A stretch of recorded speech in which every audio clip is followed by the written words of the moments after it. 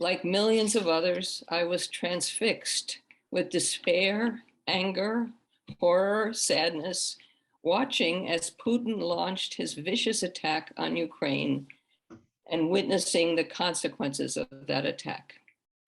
I wanted to be with my community, this community. I expressed the wish and the vision behind it to Leopoldo, and he encouraged me, saying he would support me. So I sent out a message to the best Seattle poets I know. Part of what I wrote them was this: the news is terrible. The world is in peril. We are poets. Let us speak from our hearts about what we see and how we feel. The poems may be unfinished or even raw. They may not be poems at all, but let us respond honestly and immediately to this humanitarian crisis. I'm incredibly glad and grateful so many fine poets are gathered here today to honor the incredible bravery of the Ukrainian people. I'm grateful to be in touch with Tatiana Retivov, an excellent Russian-American poet and translator who's now in Romania, and Olga Bragina, an amazing Ukrainian poet who has just arrived safely in Warsaw. When I sent out my call, Susan Rich wrote me back minutes later saying, I am glad to be included in this. My father's family is from Odessa. So our first reader is Susan Rich.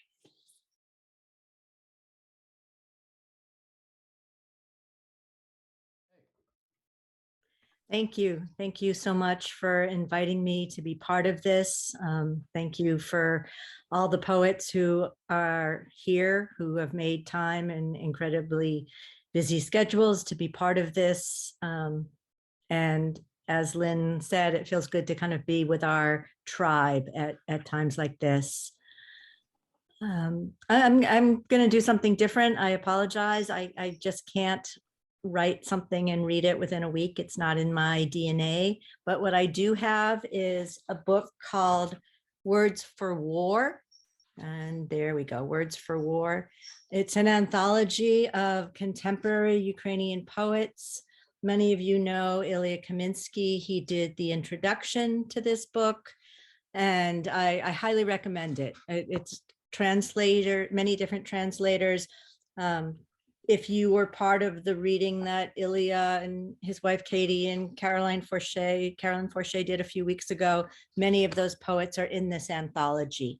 So it's called Words for War, New Poems from Ukraine. I was going to put it in the chat, but I can't do that. So here is a short poem by Boris Kersonsky, and it's translated from the Russian by Olga Lifshin and Andrew Jenko. And it doesn't have a title, it goes right into the poem. People carry explosives around the city in plastic shopping bags and little suitcases. They trample the cobblestone. We learn their secrets only the day after. And even then, it's just checking the facts. How many windows shattered? How many collapsed balconies? Did anyone die, or is everyone alive and kicking, only frightened that there is no more peaceful life, perhaps? War happens, and the laws of war are a cruel thing. Or perhaps there are no more laws, and explosions are now the norm. We don't get up from the table, just shiver and shed some hope.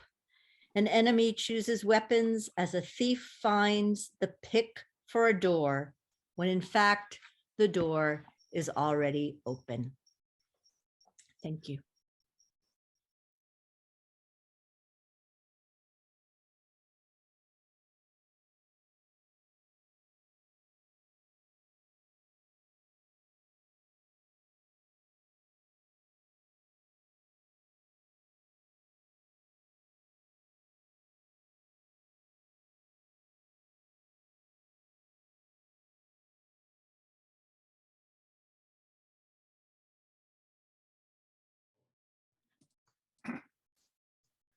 Good evening, everyone. I'm really honored to be part of this great reading and program.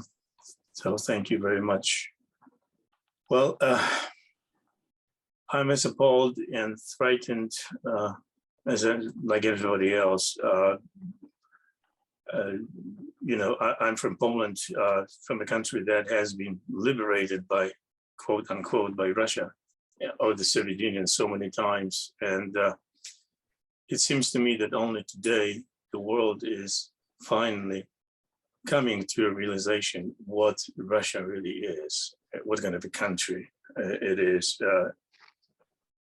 It has the utmost disregard for life, for international treaties, for the whole world. As a matter of fact, in the last few months, Russia, or Putin personally, has been thumbing the West. And so I decided to take my gloves off and write a very scathing, ironic poem titled "From Russia with Love." The desire of the Russian bear to hug another nation is irresistible, unstoppable. Before dawn on 2/24/22, Russian tanks tore into Ukraine's flesh, killing everything in their path and world peace. Russian love has its price, declared Господин Putin. It doesn't come cheap. It demands the highest sacrifice of one's country and people. It levels all obstacles until annihilation is complete. Only then can true love blossom on a scorched earth. Ukraine has proven unworthy of Russian unceasing love. The maternity ward in Mariupol hit by Russian bombs. Can there be a greater expression of love, if not love for one's infants? Asked Господин Putin. Russian troops shell green corridors, trap civilians without water, food, medicine, heat. All you need is love, declared Господин Putin. Why would people want to escape the embrace of the Russian bear? Pondered Господин Putin. The salvo of a machine gun stopped refugees in their tracks, and they fell where they stand. People killed by Russian love are buried in mass graves. It's the manifestation of love that lasts forever, stated Господин Putin. In Kiev, a Russian shell failed to explode. Painted on its back was a red sign, "From Russia with love." Ukrainian thugs and Nazis should know better than to mess with Russia, warned Господин Putin, munching on Papa John's pizza and lifting his little pinky to down a Starbucks triple shot latte as 3 Iskander missiles were fired on the city of Kharkiv, a sign of goodwill. The loving and the loved are clasped in a mortal embrace until love or death to them part. Thank you.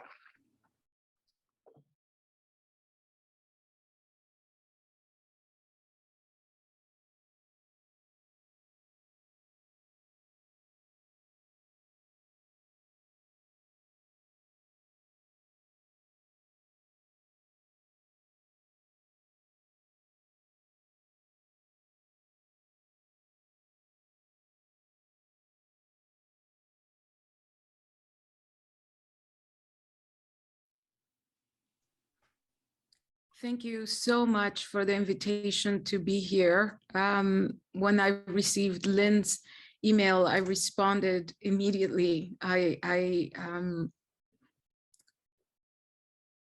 War is never the answer, we know this, and yet here we are. And I think this is the one thing that we could do, gather and share words.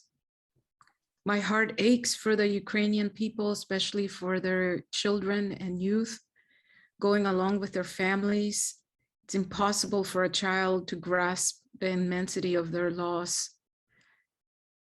I was a young teenager when my family left El Salvador because of the civil war. I live to this day with the wounds of the war and our exile. I hope that our feelings tonight counter in some way the terror and horror and fear and anger that the Ukrainian people are enduring.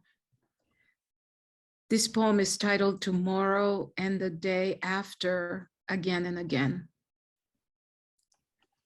The father leans over the body of his son, the small boy immobile, a film or something dusting his slender arm. The father leans over the boy, shaking his shoulder, calling his name. The father calls over the boy's shoulder, touches his arm, the same way I wake my son up each morning. Lucas, I say, wake up, sleepyhead. It's time to get up. The father leans over and touches the boy's bony shoulder, the 45-degree angle of the elbow sticking over a blanket, the way in sleep we shimmy our way out of warm covers, limbs enacting the kinetic joys of our dreams.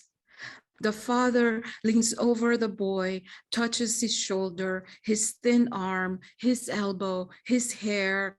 The father leans over the boy, shakes him, calls his name. He covered in a film or something like that. The father calls the boy's name, but sobs startle his throat.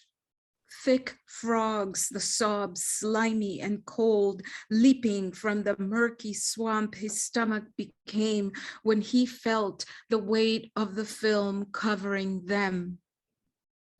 Something endless, a night without the echo of stars, a night for the day after, a night again and again. Thank you.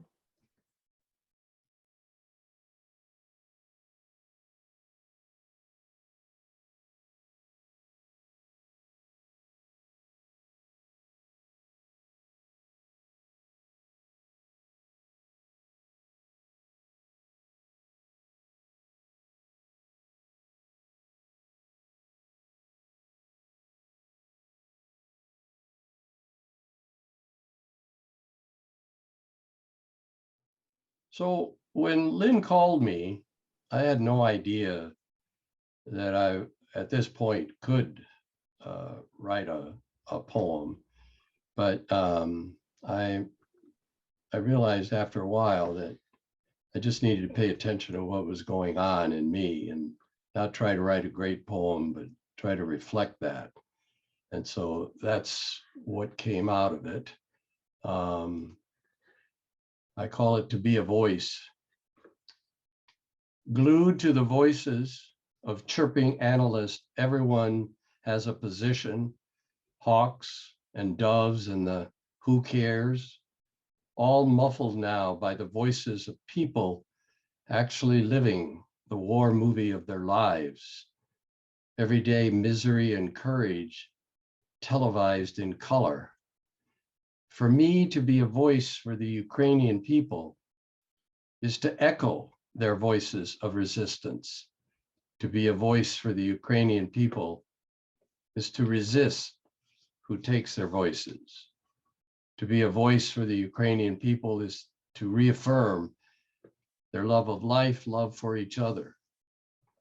Do I not hear the voices of grandmothers and grandfathers, of mothers and fathers holding children, smiling, crying, of the soldier and the politician? Caustic humor while Molotov trends on Google. Through rage, through tears, I hear, go fuck yourself, bleeping warship. Go home. You bring nothing but war. I need ammunition, not a ride. Through rage, through tears, I hear, I have something to fight for. I can stand up and fight for it. I need to now go and survive today. Through rage, through tears, I hear, let those bleeping shits come here. We are ready to greet them. Put these sunflowers in your pockets so when you die here, sunflowers will grow. A young woman says she has not survived the shelling that killed her friend hiding in the basement. She thinks she has post-traumatic syndrome, yet through tears proclaims, cherish the blue sky, cherish all the women in your lives. Has she gone mad? Have I not gone mad as well? I have become hawk, fighting with dove. My voice will not stop this madness. Yet today I raise my middle finger to the bullets, bombs, and missiles. Cowards all. Today I cherish the blue sky. I cherish all the women in my life. Today and every day, I still hear their voices.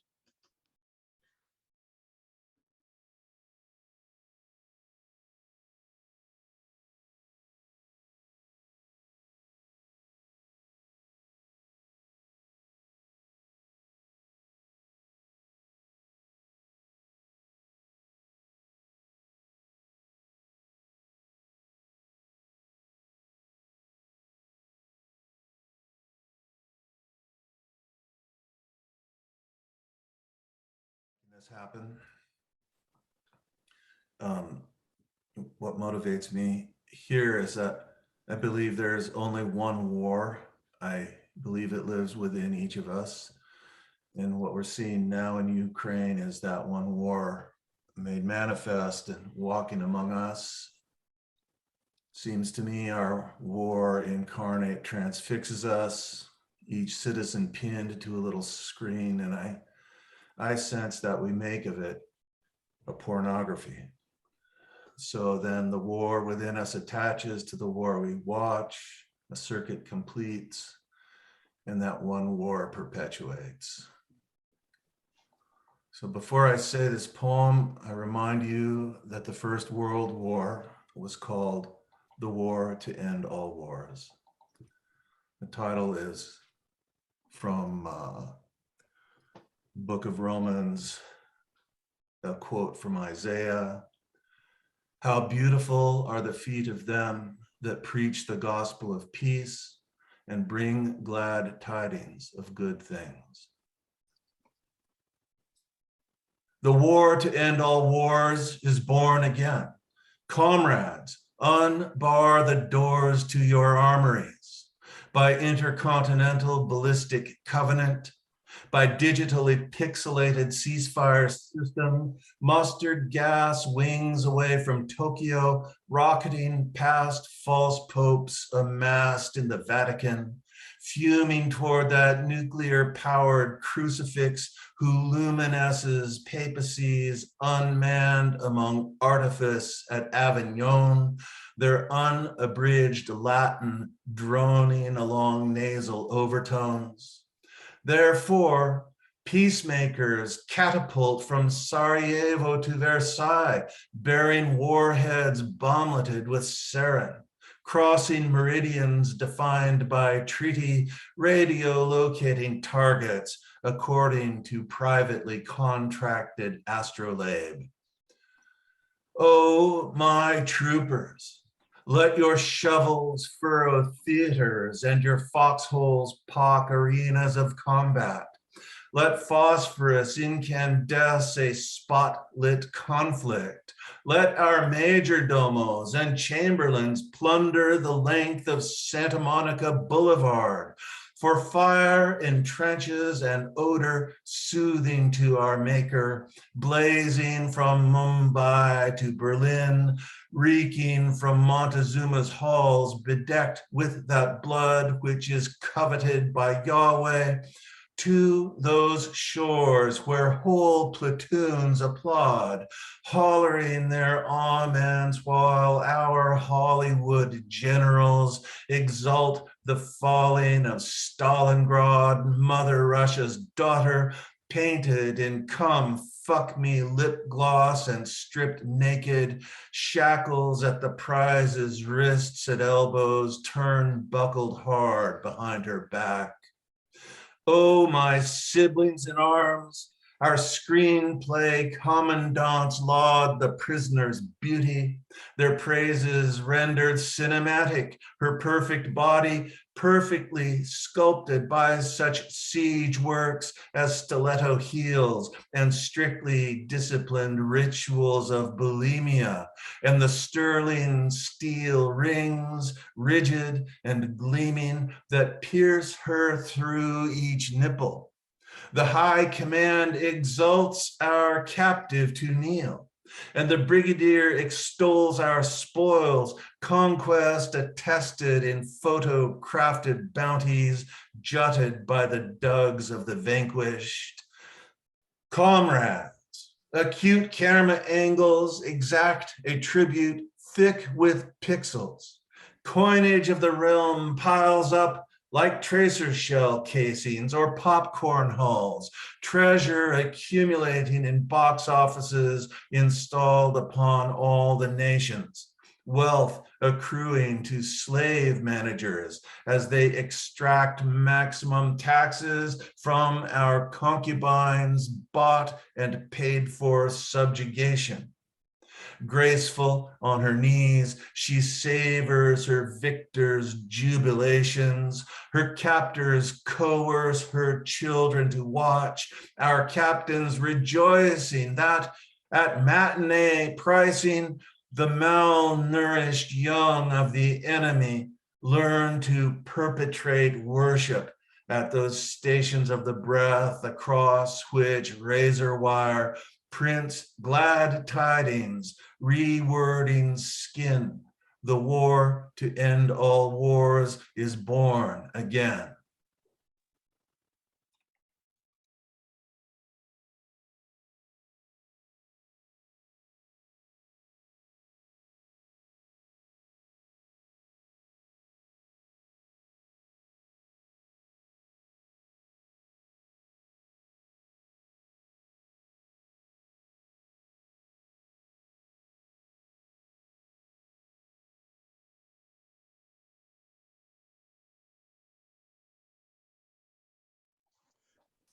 Well, thank you, Leopoldo and Lynn and everyone for being here tonight. It is, these events are something I didn't want to, never expected to see in my life ever again. But here we are, and it's something that in an indirect way affects me because of the migration factor, the suffering, the anguish, the displacement, what we have been seeing. Here's my poem titled Teal Sky and Golden Fields. August 6, 1945, Time and Life magazines printed glossy images. Mushroom cloud over Hiroshima and Nagasaki, images from a war humanity has not forgotten. February 24th, 2022, Russia invades Ukraine. Once again, human life is disregarded as sacred. It is unsettling to see a young child walking aimlessly under crumbled bridges holding an empty plastic bag, empty as his future. Bombs replace the butterflies. Hummingbirds don't fly in cold weather. Cruel winter.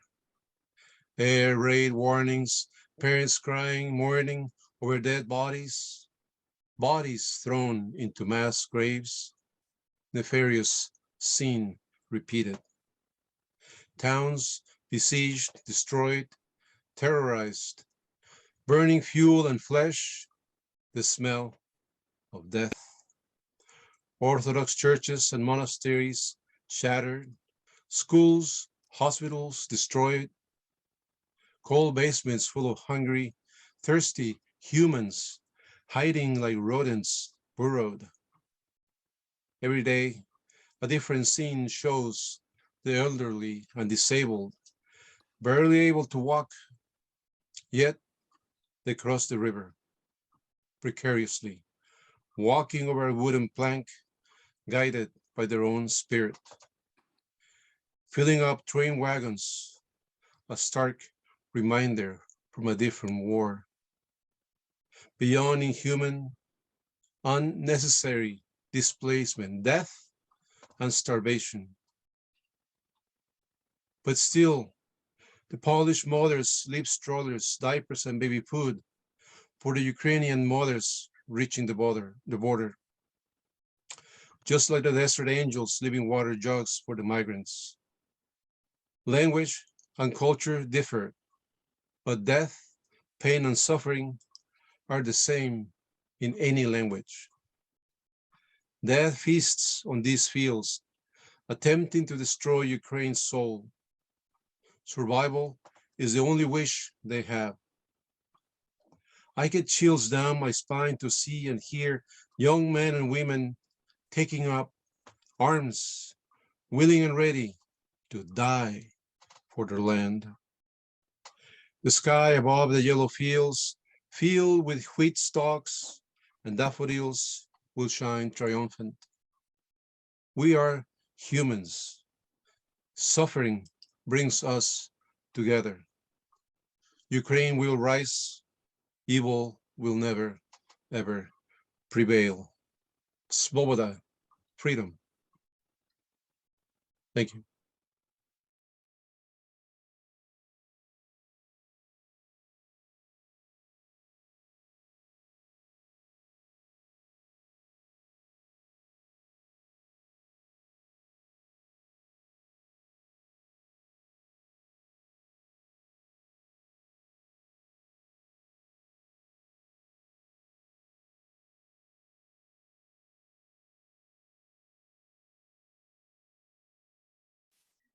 Thank you, Leopold and Ann, for organizing this and for everybody who's participating. It's a stunning event.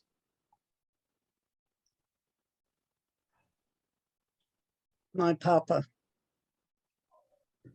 was from Belarus. He came in 1922, right before America closed its doors to immigrants. He came with his parents, my Zadie Jacob and my Baba Kayla. Papa's sister Miriam and great Aunt Anna, who was a Hebrew school teacher in the old country and here. She came too. They all came on the boat Olympic. Papa never liked America. He always wanted to go home to Russia, where his older sister and brother still were. He missed them. Dear Papa, I can't help you. Not now when I'm 11 years old and McCarthy is banging out on our door, or when the Russians are throwing you off the streetcar, strip you to your underclothes and beat you till you're black and blue, you dirty Jew. Or when I'm walking home from school and the kids are talking about McCarthy and how you'll go to hell. If your parents are communists, of course mine were.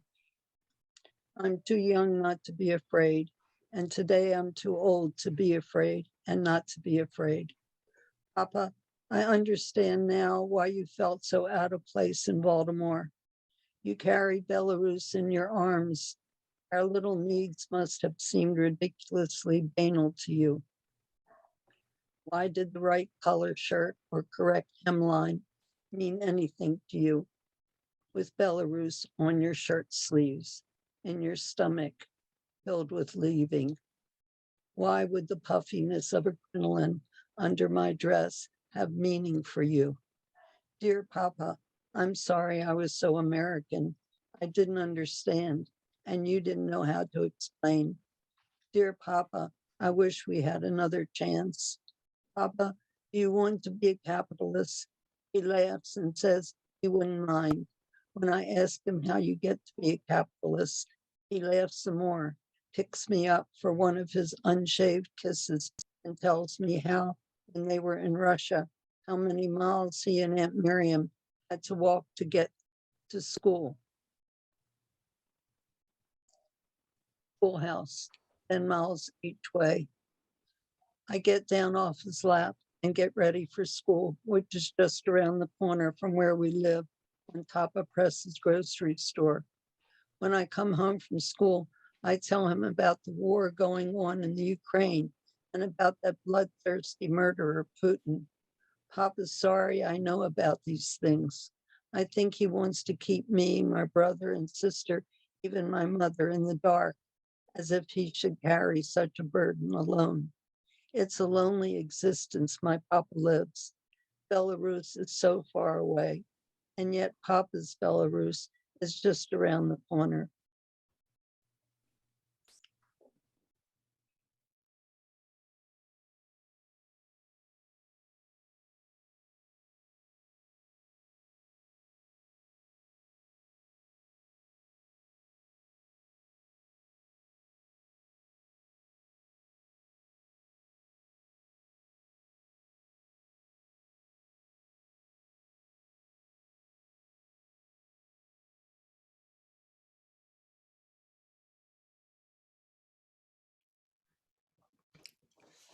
Hello, everyone. Thank you, Lynn. Thank you, Leopoldo.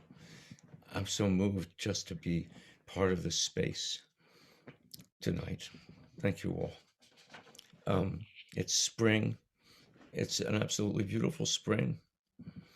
And I saw a video clip on Facebook of the 20 or so remaining musicians in Kiev from their symphony orchestra is standing at the base of that magnificent monument in Maidan Square, playing Andi Freude, Ode to Joy.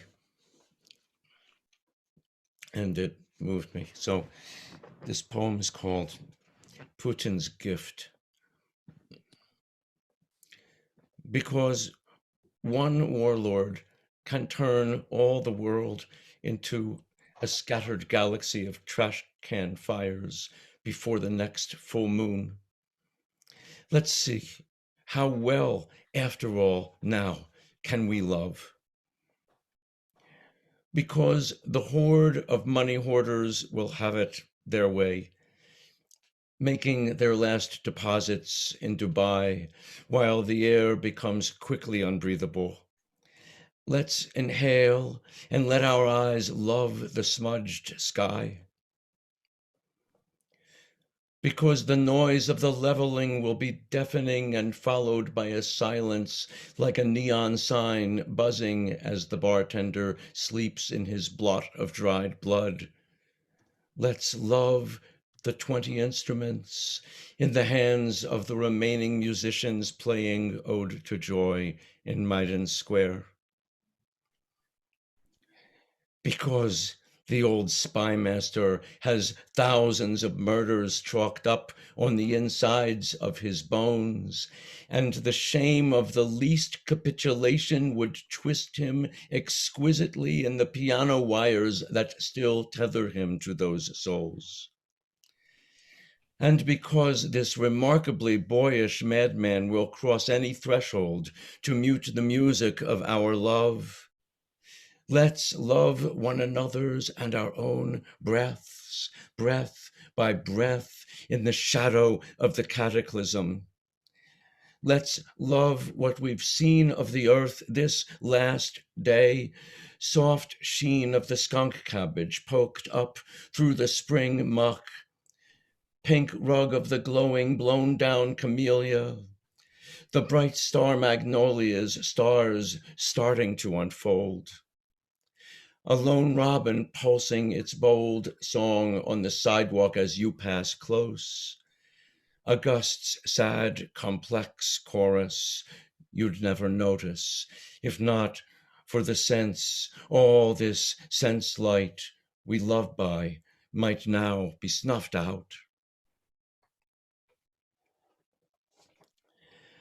Thank you.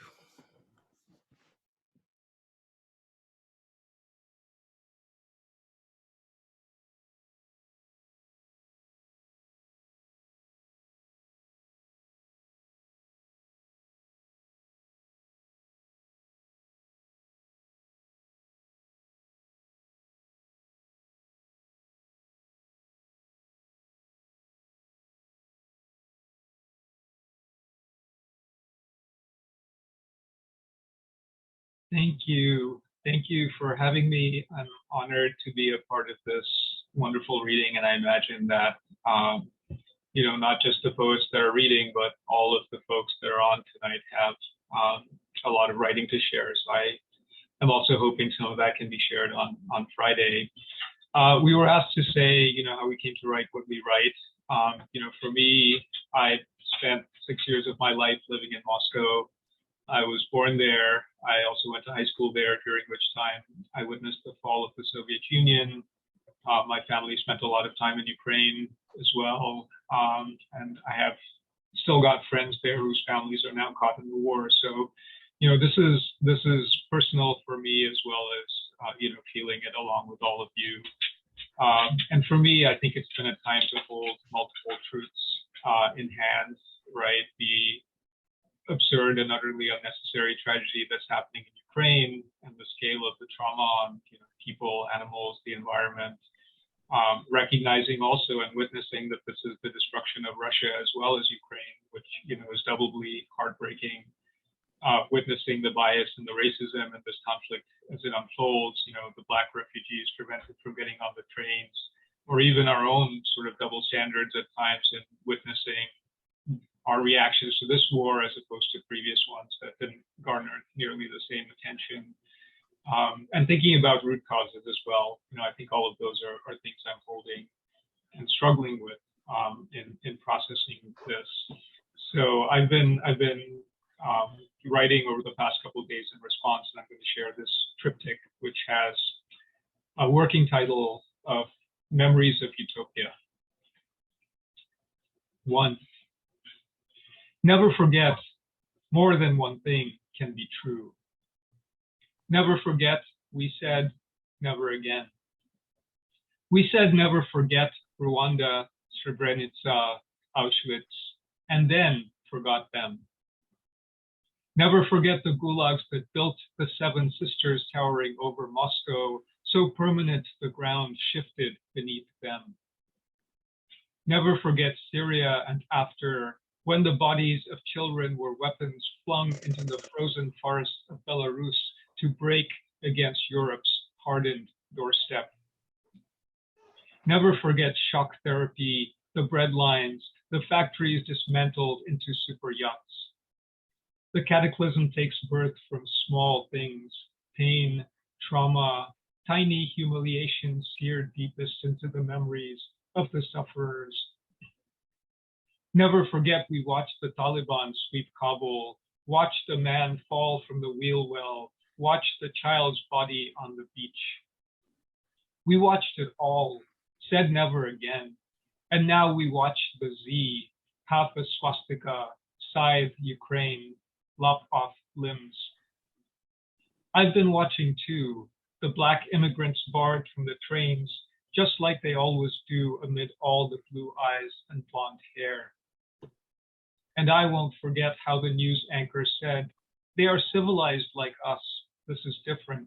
And it became so easy to break all the locks, throw open the doors to the inn they'd sworn was full. 2. The blood-bandaged woman who fled from a port city she wasn't even from and is now being broadcast as trauma pour into the hungry eyes of a world that won't fight for her, can think of only one word for all this: absurd. And absurd is surely the right word for this reality unfolding on our screens in real time, where virtual denial begets real tanks that roll down real roads, dismember real children. What's real is fake, and what's fake is faker, and makes even the comedian's face turn dead serious. I remember the propaganda posters with the shiny young pioneers, neckerchiefs so straight, so eager to lead us to workers' utopia, the bright books from Progress publishers, the postage stamps I collected with the faces of Yuri Gagarin and Valery Chkalov, perfect heroes of the Soviet Union. No one believed any of it, yet there it was, arching over all of our tiny lives, bending our reality. And now it is the metaverse that makes reality real, And when the metaverse says there is no war, no power can make you believe it. You will tell your son standing in the ruins of their broken house, holding their broken child, that there is no war, because no one wants to believe Russia is happening again, that any human could create this absurdity for nothing. And if reality can bend there, it can bend anywhere into someone's perfect utopia as they sit in their bunker, papering over all the limbs and blood with perfect digital precision. 3. Of course, it would be that black bread taste I can't erase from my tongue's memory.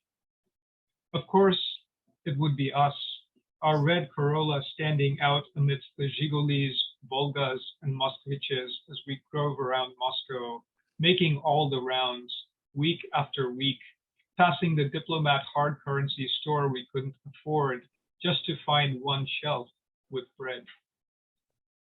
After all the slogans, all the chatter of evil empire, all the massive walls, the young pioneers, all the rocketing dogs into space, of course it had to be bread, the one thing no one can be without.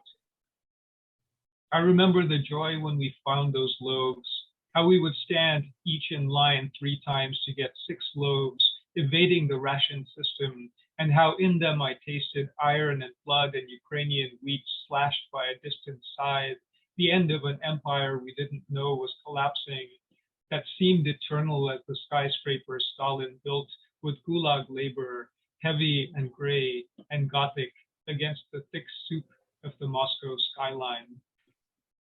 It was winter, and I have never found black bread like that again, because to taste that way you must stand in the bread line, wonder where the next bread will come from.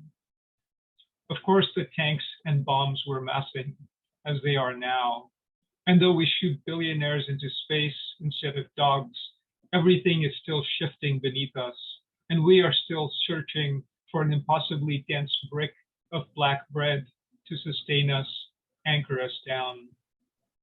When we find it, there will be the world we've been promised in those times of hope and opening, tasting of iron and blood on all of our tongues. Thank you.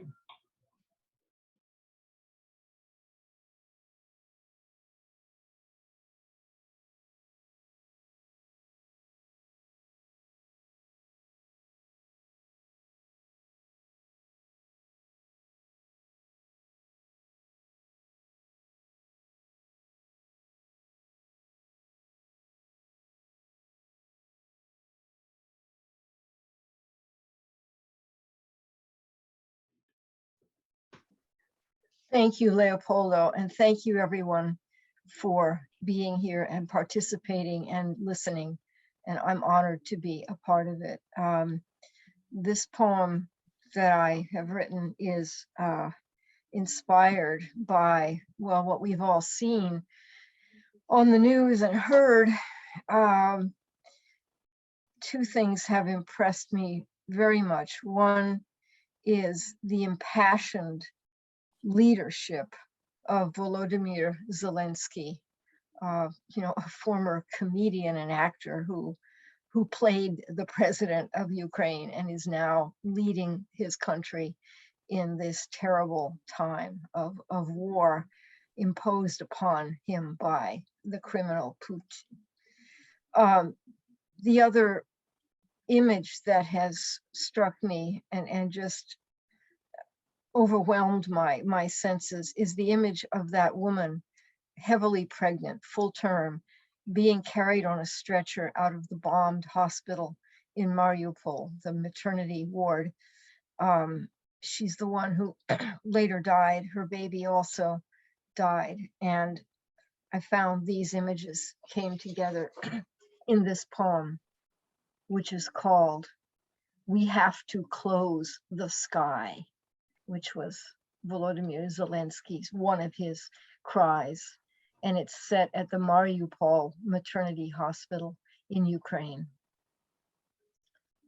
She lies on a stretcher hefted by flak-vested medics who hurry across piles of rubble from the bombed-out hospital, whose blank-windowed shell still smokes in the near distance beyond fire-twisted trees.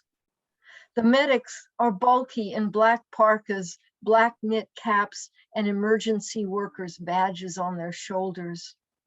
But the woman is bareheaded in a gray sweatshirt, sleeves pushed up above her elbows, one bare forearm raised, as if still warding off the blasts that shattered glass and blew out clinic windows and walls, whose dust coats her face with a mortal gray. Her other arm curls around her full-term belly, caressing her bloodied lower abdomen in the photos not blurred to hide the spreading gore. Does she feel the chill that strokes her? The stretcher bearer's breath as they jostle her in their scramble over broken brick. The only color, almost a clash in this ashen scene, is the watermelon blanket thrown over the stretcher and onto which she bleeds, dark pink with black seed dots and the green of leaves and tendrils under her torqued figure. We never learn her name. Brought to another hospital and C-sectioned, she cries out, "Kill me now," as her child's life drains away. Her husband and father come and take them both. Do they bury her in the watermelon shroud? The war is 2 weeks old. The ground littered with paper scraps, or is it snow? Voices we want to trust proclaim, we have to close the sky. We have to close the sky. Thank you.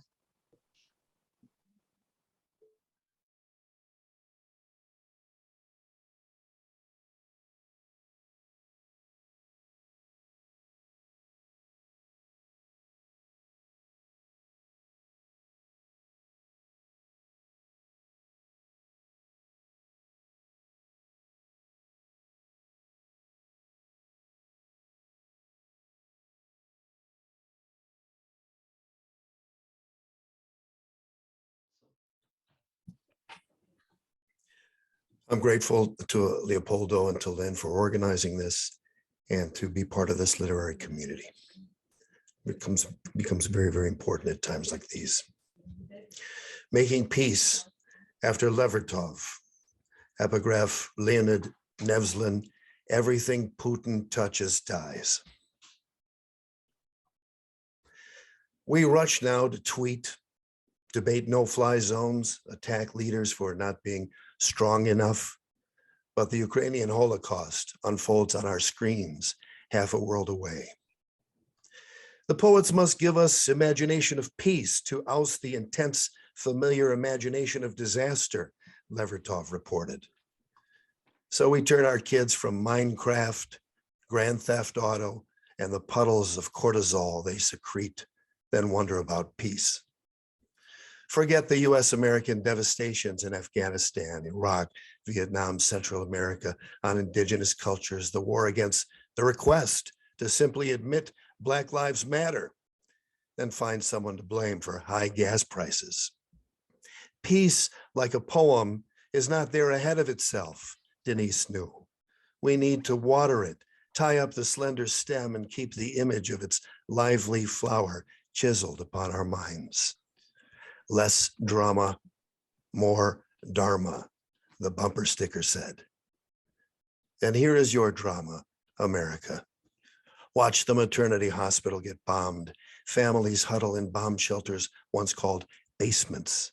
Watch the ambush of Russian tanks. Think that's one for our side and think nothing of the conscript immolated within. Yet the question remains, what are you going to do, America? There is an energy field more intense than war, as all artists know. If it's not divinity, it's her sister. Where are you going to find her, America? Say it with me. Ahimsa, ahimsa, ahimsa. Let the cultivation of non-harm commence.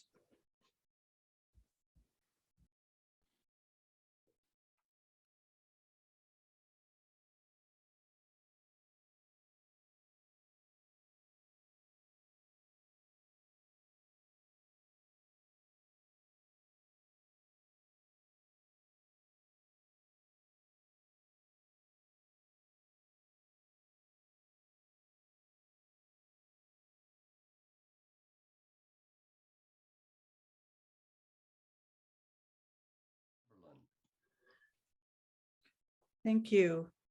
I'm very grateful to Lynn for inspiring me to write about Ukraine. But like many Americans, it's hard to imagine Ukraine or really understand what's happening to those people there who are like us, who are our brothers and sisters. And so this poem I'm going to read is in two parts. And the first part is a description of my struggle to figure out how can I come closer to these people and understand and share in their experience as a distant witness. And the second part is another way to do that is to imagine myself in their place. One, distant witness. Next to the pandemic death count and efforts to rehouse the homeless, I read about Ukraine. Under the headlines about climbing gas prices and the man who drove his car into the lobby of City Hall, I read about Kiev. I read about the refugees fleeing their country and the mother who died with her children on the bridge of Irpin, the deaths of her neighbors helping her to escape missiles, tanks, mortar shells destroying their homes. On the page about Hollywood moguls grooming young girls for their pleasure, I read about Putin raping a free country. It's wheat and potatoes that feed Europe and Africa to gain access to Odessa and its ports on the Black Sea. On the page about the legislature failing to repair salmon habitat, I read how Putin's war is killing pregnant mothers in their beds, shattering homes where music and peace once filled the rooms. I read how Ukrainian farmers abandon their fields to fight as tanks roll in to clear Russian paths to the sea. Next to the pandemic death count and efforts to house the homeless, I read about Ukraine. Two, one thing. We're leaving now, you tell your children, you can only take one thing, choose quickly. A plush tiger, a pink blanket, a diary. You take the icon of St. Olga of Kiev, Apostolos. We're running now. We know the phone will die soon. We try to send a message. A station, a train, a shock of frightened people, children silenced by their parents' faces. We're praying now as tanks shatter our homes, shops, houses of worship. Our lives collapsed into rubble. Now the border, missiles, soldiers, machine guns, abandoned dogs howling in the streets. We are angry now, inflamed. Saint Michael rises up, the archangel brandishing the sword of justice. Our message to the world, the thugs are coming. They're coming now. You can only take one thing, choose wisely.